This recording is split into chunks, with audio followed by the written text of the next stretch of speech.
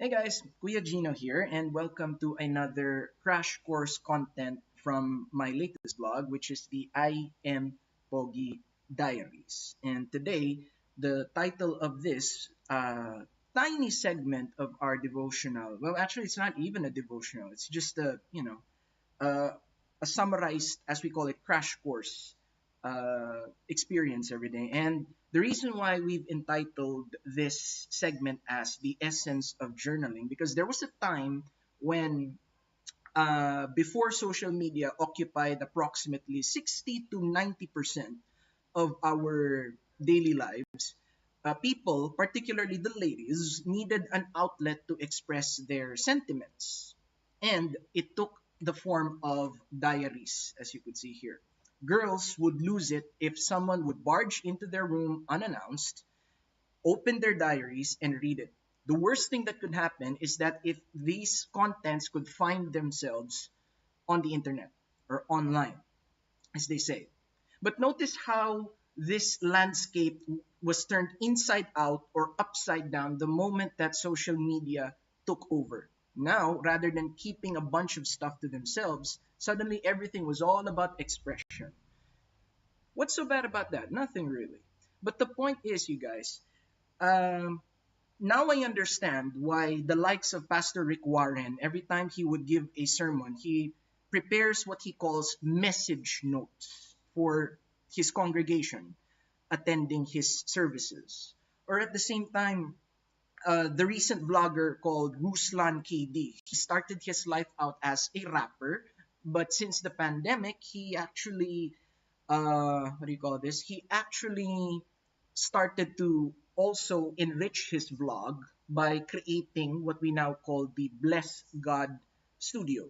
And then now we have his numerous vlogs online, as you can see.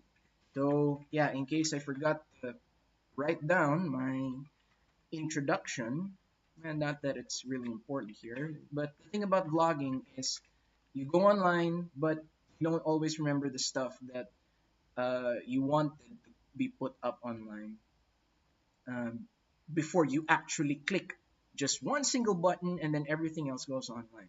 In fact, that's the reason why I'm also doing these kinds of stuff so that I could document as well the stuff that I'm sharing with you on a daily basis. So, yeah, right. My name is Kuya Gino, and welcome to this crash course content. Of course, I'm not going to redo the opening spiel again, but back to the journaling thing. Along the way, when he realized that I'm still talking about Ruslan, KD, brother, I hope you don't flag me for raising your name several times. Same thing with Pastor Rick Warren. But I would like to echo what they said that it is important that you document your prayers, your walk with the Lord daily, and I cannot stress it enough. Back in the day when only ladies, in fact, you would be even considered rather less masculine if you wrote a bunch of stuff in a diary, most especially if the contents of that journal or that diary were maybe the crush that you had on the guy that you recently saw, talking about a girl, right? Or, yeah, maybe you have some super high maintenance secrets that you don't want people to see. So you would keep your diary. In fact, I'm not surprised why those diaries back in the days were even sealed with a tiny lock that only the owner of that diary contains, right? Because it contains secrets that you don't want to keep. But in our modern day times, it's quite the other way around.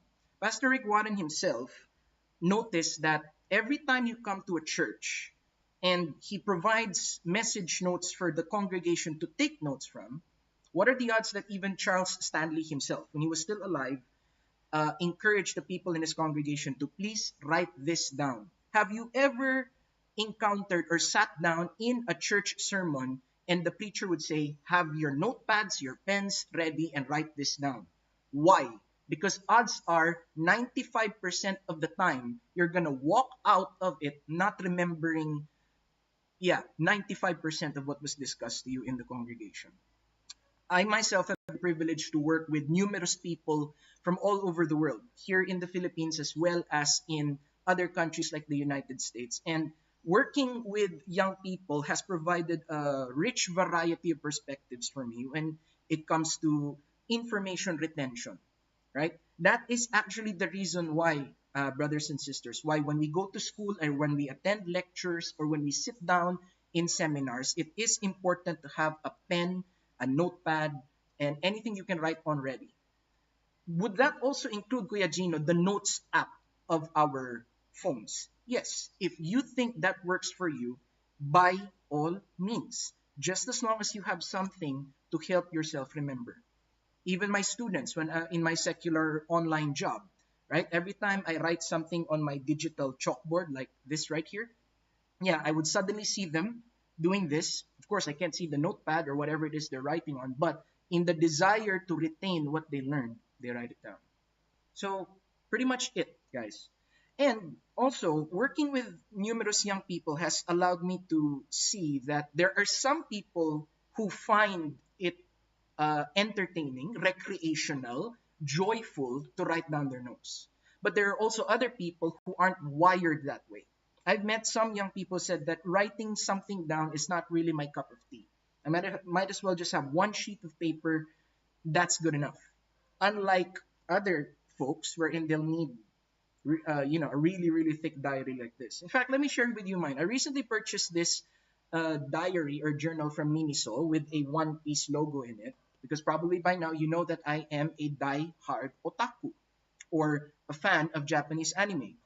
To be more specific, my testimony is I'm less of an otaku, but more, what you call this? I'm less of a weeb, sorry, but more of an otaku, but somewhere in the middle of those things. And also, I've told myself that I would never be a One Piece fan, not until the Netflix live adaptation really did a very, in my opinion, condensed and relatable version of it. For those of you who are really close to me, you know why I became a One Piece fan. Because again, you can only find out about that if you can access the deepest recesses of my personal life. But then again, my personal life is something that is to myself, right? The point is, you guys, yeah, we cannot stress that enough.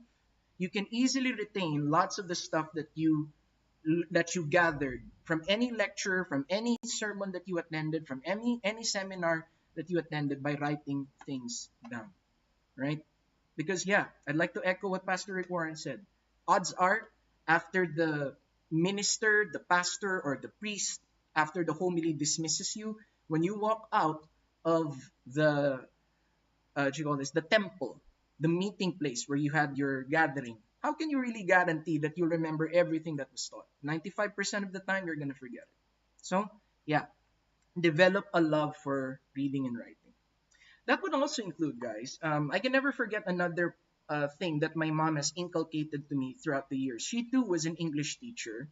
And until now, yeah, she keeps telling me these kinds of things, that the four core skills that every person needs for communication starts with listening, followed by speaking, and then it's followed by reading and writing. And rather than going into the full details of this, I'll just summarize it with these two things. The only way that you can become an effective speaker is if you listen a lot. So if you love listening to podcasts and then your brain downloads a bunch of data that you could use, well, if that works for you, then by all means, right? And in the same manner, right? You cannot become a truly effective writer unless you are a wide reader, right? So it goes without saying. I really encourage everyone to share their thoughts with me, especially if you are a church leader, a teacher, or even if you are a youth pastor, right? That when it comes to mentoring and heralding the next generation towards the Lord, how can you document your progress? And those that you are leading, how can they too document their progress? Well, one way is to journal all those things. And it's one thing to journal them, but at the same time, as my mom, teacher Bebot, as many of her students remember her, says, you can only become a truly effective writer if you read. Notice, guys, listening and reading imparts our incoming aspect. That is how you can download data into yourself. And then, like a computer, your mind will now process this data and make it information. Now it's time for you to process that information into an going facet. And the way to test that is to check how they speak. And if you're a teacher, you check your students' homework by looking at their writing. So, students, now you probably know why your teachers always encourage you to do your homework. Because the papers that you write, the projects that you submit, the journal entries that you write down is an evidence of how much you learn.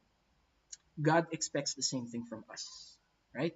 And what way to give an account to Him and to yourself and to your accountability group? You can call it your discipleship group, life group, all those things. How can you keep track of your progress? Not unless you write down most of the important stuff.